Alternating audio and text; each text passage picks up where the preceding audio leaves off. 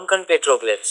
जब हम भारत में रॉक कला के बारे में बात करते हैं तो ज्यादातर हम भीमबेटका के गुफा मंदिरों के शैल चित्रों और खुदाई से प्राप्त वस्तुओं पर पाई गई नक्काशी के बारे में सोचते हैं। अब समय आ गया है कि हम भारत में रॉक कला की सूची में और चीजें जोड़ें। उदाहरण के लिए कोंकण की जियोग्लिफ या पेट्रोग्लिफ। प्रारंभिक खोज 2012 में की गई थी। हालांकि स्थानीय लोग इन पेट्रोग्लिफ्स के बारे में जानते थे कि यह उनके पूर्वजों द्वारा छोड़ी गई सांस्कृतिक चीज है। अब ये कोंकण पेट्रोग्लिफ्स खुद को यूनेस्को की विश्व धरोहर स्थलों की अस्थायी सूची में पाते हैं। महाराष्ट्र में काशेली रूंधे ताली देवाचे गोठाने बारसू देवी हसोल जम्भारुन कुडोपी और उक्षी और गोवा में पंसायमोल, ये कोंकण क्षेत्र में वे स्थान हैं जहां ये उपरोक्त पेट्रोग्लिफ पाए गए थे। 1500 से अधिक पेट्रोग्लिफ 70 से अधिक स्थानों पर फैले हुए हैं जो मेसोलिथिक युग के हैं। इनमें से अधिकांश नक्काशी भूमि और समुद्री जानवरों की हैं और इनमें से कुछ रॉक कलाएं उन जानवरों की हैं जो लंबे समय से विलुप्त हैं।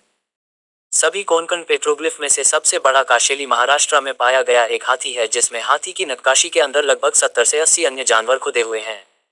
कुछ नक्काशियां शार्क, डंक, बाघ, गैंडे और पक्षियों की हैं। कोई केवल कल्पना ही कर सकता है कि उस समय इस क्षेत्र में किस प्रकार की जैव विविधता रही होगी। महाराष्ट्र में बारसू की साइट पर 62 से अधिक जियोग्लिफ हैं जो इसे कोंकण क्षेत्र में जियोग्लिफ का सबसे बड़ा समूह बनाते हैं।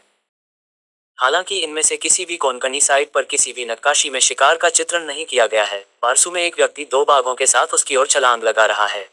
आदमी ने अपनी भुजाएं फैला रखी हैं जिससे वह खुद को बाघों से बचा रहा है। इस दृश्य में भारतीय गैंडे गैंडा यूनिकॉर्निस का 3 मीटर x 4 मीटर का आत्मकथ चित्रण है, जिसे एक सींग वाला बड़ा गैंडा भी कहा जाता है, जो इस भाव के साथ गति करता हुआ प्रतीत होता है कि वह लगभग आगे की ओर छलांग लगा रहा है।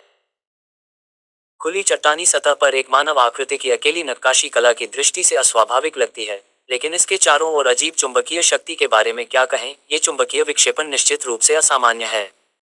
एक दीवार के भीतर स्थित, जो स्पष्ट रूप से पेट्रोग्लिफ खोज से पहले की है, इस साइट में 9 नक्काशी का एक समूह है जो ज्यादातर जानवरों को चित्रित करता है।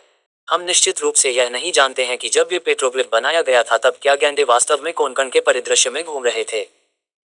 इसके विवरण से पता चलता है कि ये दूर की स्मृति से नहीं बनाया गया था, लेकिन ये बहुत संभव है कि इसे उत्तर से आए एक समूह से बनाया गया हो, जहां गैंडों की आबादी अधिक प्रचुर थी।